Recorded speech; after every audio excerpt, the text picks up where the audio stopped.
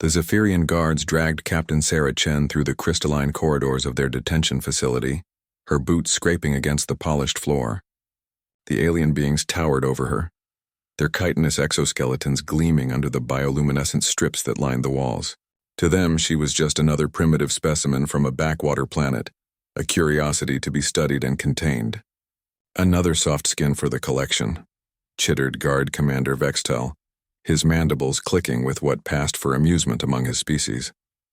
The Council will be pleased to examine this one's neural pathways.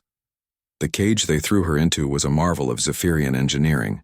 Bars of compressed neutronium, each one capable of containing the gravitational force of a small star. The field generators hummed with power that could vaporize a human instantly if touched. Motion sensors tracked every breath, every heartbeat. Temperature regulators maintained perfect environmental conditions. To the Zephyrians, it was foolproof. No organic being had ever escaped their detention matrix.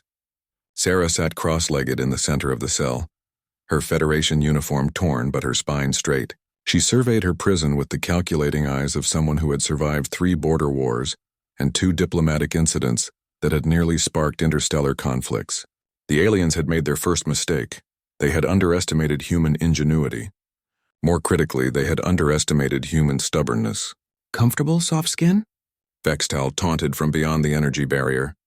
Your species will make excellent subjects for our neural mapping project. We're particularly interested in studying the primitive emotion you call fear. Sarah smiled, an expression that would have chilled any human observer. I appreciate the hospitality, she said, her voice steady. But I have a prior engagement. The guard commander's antennae twitched in confusion. Fear was supposed to be radiating from the prisoner by now. Instead, the biometric readings showed an almost supernatural calm. He decided the human was simply too primitive to understand her situation. As the facility settled into its night cycle, the guards assumed their posts. The holding area dimmed to a soft amber glow. According to their xenobiology reports, humans required approximately 8 hours of dormancy per cycle. They expected the prisoner to sleep. Sarah had other plans. She began with her boots, standard Federation issue, but she had made some unauthorized modifications during her last shore leave. The heel of her left boot contained a miniaturized plasma cutter, no bigger than a stylus. The right boot held a quantum resonance scanner, disguised as a simple orthotic insert. Neither device was powerful enough to threaten the cage directly, but Sarah wasn't thinking directly. The plasma cutter's first target wasn't the neutronium bars, that would have been suicide. Instead, she carved a tiny groove in the floor, no bigger than a hair's width. The quantum scanner mapped the facility's power grid through microscopic vibrations in the structure. What she found made her grin. The Zephyrians were brilliant engineers, but they were also creatures of rigid logic. Their power distribution followed geometric perfection, symmetrical, redundant, beautiful.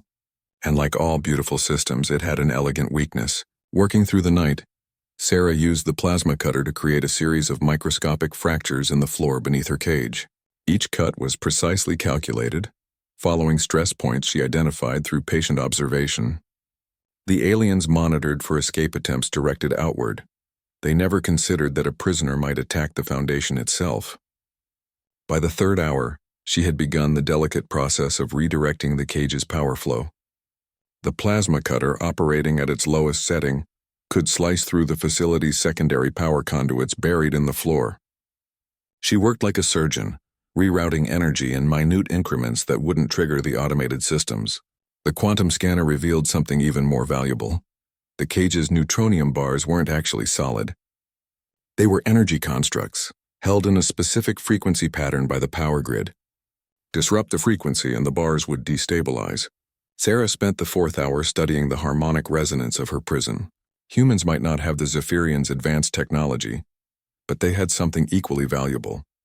Pattern recognition evolved from millions of years of survival. She could hear the subtle variations in the energy field's hum, feel the microscopic vibrations through the soles of her feet. By the 5th hour, she was ready. The plasma cutter made one final cut, a severing of the primary harmonic stabilizer buried 3 levels below her cell. The effect wasn't immediate. It rippled through the power grid like a stone thrown into still water. The frequency began to shift just by a few hertz. The neutronium bars flickered, Guard Commander Vextel was reviewing shift reports when the alarms began screaming.